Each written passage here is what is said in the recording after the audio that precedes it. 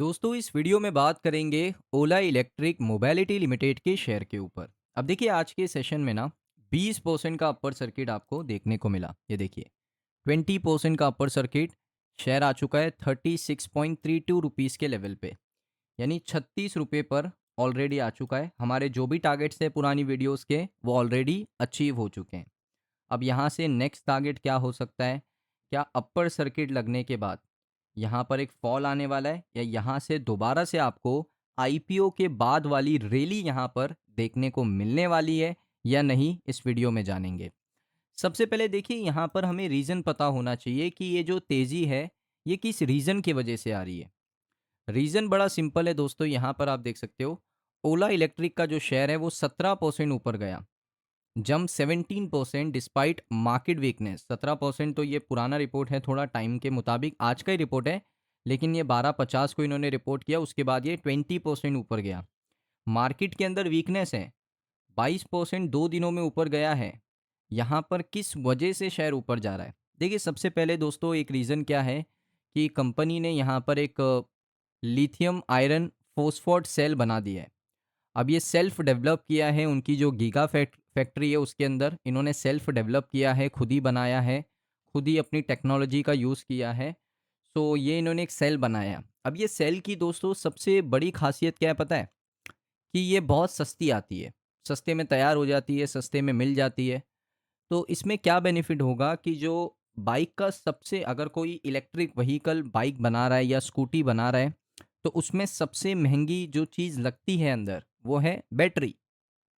तो बैटरी अगर सस्ती लगने लग जाएगी तो बाइक का जो प्राइस है ना वो क्या हो जाएगा, रिड्यूस हो जाएगा। जो बाइक आपको 1,20,000 रुपये पे मिल रही थी वो बाइक आपको मिलेगी 70,000 रुपये में, 80,000 रुपये में, या उससे भी कम में, 60,000 रुपये में। तो क्या होगा, जो रेंज है वो यहाँ पर नीचे हो जाएगी अगर हमने इस बैटरी का यूसेज करना शुरू कर दिया, जो कि है लिथियम आयरन फॉस्फोर्ट सेल। अब ये दोस्तों यहाँ पर एक्सपेक्टेड यही है कि इसका जो प्राइस है वो यहाँ पर कम होता है, इस वजह से यहाँ पर जो ईवी का कॉस्ट है वो कम होगा और लोग ईवी को अडॉप्ट ज़्यादा करेंगे। अब ईवी को लोग अडॉप्ट क्यों करते हैं?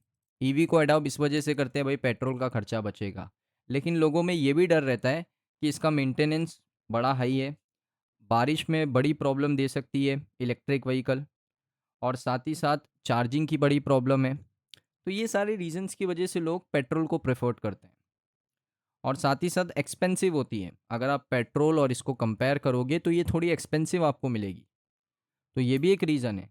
तो सबसे पहले अगर ये पेट्रोल वाली जो बाइक है उससे अगर सस्ती हो जाए तो डेफिनेटली यहाँ पर आप कह सकते हो कि इसका जो प्राइस है वो गिरने की वजह से क्या होगा, इसकी सेल्स इम्प्रूव होगी। यानी आप कह सकते हो एक कस्टमर है, उसके बाद दो ऑप्शन है। एक पेट्रोल वाला ऑप्शन है कि मैं पेट्रोल का बाइक ले लूँ, और एक ऑप्शन है कि भाई मैं ईवी ले लूँ। अब पेट्रोल उसको मिल रहा है लगभग 1,10,000 रुपये का, कोई भी बाइक 1,10,000 रुपये का। ईवी उसको मिल रहा है भाई 1,30,000 रुपये का। यानी आप कह सकते हो कि 20,000 ईवी महंगा है। अब ईवी की ड्रॉबैक क्या है? पेट्रोल में तो वो पेट्रोल डालेगा चलाएगा, ईवी में क्या है कि भाई ये महंगा तो है, सबसे पहली चीज़ पेट्रोल से भी महंगा है। सेकंड चीज़ रेनी सीजन में प्रॉब्लम दे सकता है। थर्ड चीज़ सर्विस के बड़े प्रॉब्लम होते हैं, और साथ ही साथ इसके जो पार्ट्स हैं वो बड़े महंगे आते हैं। बैटरी ख़राब हुई तो महंगी आती है, आग लगने का डर होता है, ये सारी चीज़ें उसके दिमाग में चलती है। तो वो क्या करता है कि 20,000 मेरा बच भी जाएगा, पेट्रोल ले लेता हूँ।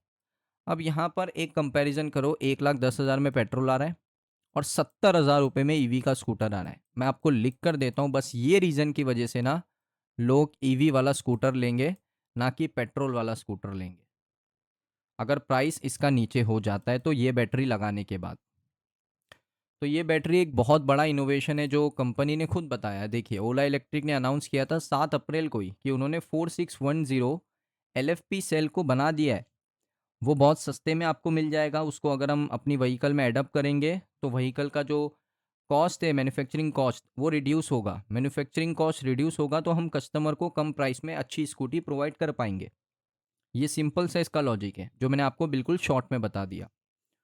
और दोस्तों देखिए तेज़ी आने का एक और रीज़न क्या है कि ओला इलेक्ट्रिक का जो मार्च का सेल्स का डेटा है, वो भी बहुत इम्पैक्टफुल डेटा है। क्योंकि कंपनी 3 या 4 महीने से अपने सेल्स के नंबर्स को लेकर बड़ी परेशान थी। सेल्स कंपनी कर रही थी 2500 यूनिट, 3000 यूनिट, 3500 यूनिट। लेकिन दोस्तों 2026 में पहली बार ओला इलेक्ट्रिक ने क्या किया है, मार्च के अंदर 10,000 यूनिट को बेचा है। अब ये दोस्तों इनके बहुत सारे रीज़न है, ये सेल्स के नंबर क्यों बढ़े ये भी मुझे पता है। ये सेल्स के नंबर बढ़ने का पहला रीज़न क्या है पता है? कि कंपनी ने एक हाइपर सर्विस डिलीवरी सिस्टम लेकर आया। वो उसमें क्या होता है कि अगर आपका ओला का कोई भी स्कूटर है या बाइक है वो ख़राब हो जाता है तो आपको सेम डे बनाकर सर्विस करके आपको पहुंचा दिया जाएगा। तो उससे कस्टमर का ट्रस्ट बढ़ गया सर्विस को लेकर। सेकंड चीज़ यहाँ पर कंपनी ने बहुत सारे ऑफ़र्स निकाले थे मार्च में, जिसमें आपको बहुत ही सस्ते प्राइस में ओला का स्कूटर मिल रहा था, एक्सचेंज ऑफ़र था, बहुत सारे ऑफ़र थे। तो ऑफ़र्स की वजह से भी कस्टमर को अट्रैक्ट किया। तीसरी चीज़ ये थी कि ओला ने यहाँ पर बहुत सारे कैंपेन रन किए अपने ट्रस्ट को दोबारा से गेन करने के लिए, तो मार्केटिंग इसमें बहुत बड़ा पार्ट है। साथ में अपने कस्टमर को यहाँ पर ओला ने सीरियसली लेना शुरू किया, जो उनकी कंप्लेंट्स थी उनको रिजॉल्व करना शुरू किया। हाइपर डिलीवरी सिस्टम लॉन्च किया, हाइपर सर्विस सिस्टम लॉन्च किया। पार्ट्स की जो अवेलेबिलिटी है उसको 24 आवर्स के लिए कर दिया, यानी पार्ट्स आपको हमेशा अवेलेबल होंगे।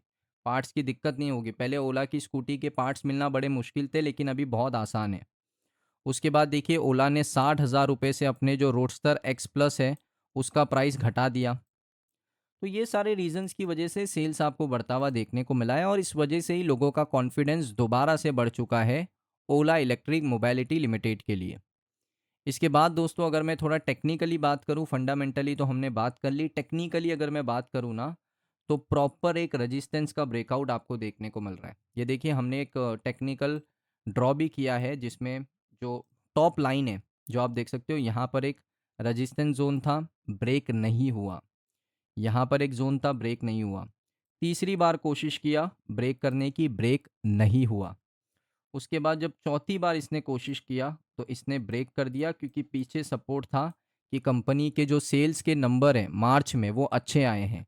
अगर अप्रैल के भी नंबर दोस्तों अच्छे आ गए ना, अप्रैल 2026 के सेल्स के नंबर अगर 15,000 या 20,000 यूनिट के नंबर्स आ गए अप्रैल में, तो आप कह सकते हो यहाँ से ये शेयर रैली करेगा।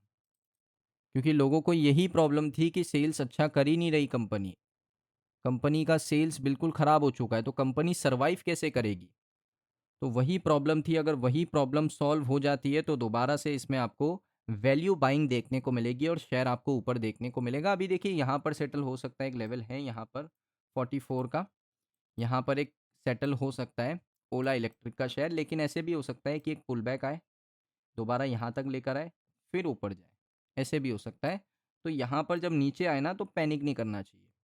अगर आपने यहाँ पर कहीं बाय किया है तो पैनिक मत करना चाहिए। अगर आपने यहाँ पर किया है पैनिक मत करो, दोबारा आएगा फिर ऊपर जाने के चांस है, क्योंकि कंपनी को लेकर जो सेंटीमेंट्स है मार्केट में वो काफ़ी पॉजिटिव है। इसी वजह से तो 20% का अपर सर्किट लगा है। सो दोस्तों आई थिंक मुझे लगता है कि आपको सारी चीज़ें बड़े आसानी से समझ में आ चुकी होंगी। अगर आपको ये वीडियो अच्छा लगा, हमारा एक्सप्लेन करने का तरीका अच्छा लगा, तो वीडियो को आप लाइक करिए। चैनल पे अगर आप पहली बार आए हो सब्सक्राइब कर लो। मिलता हूँ नेक्स्ट वीडियो के अंदर।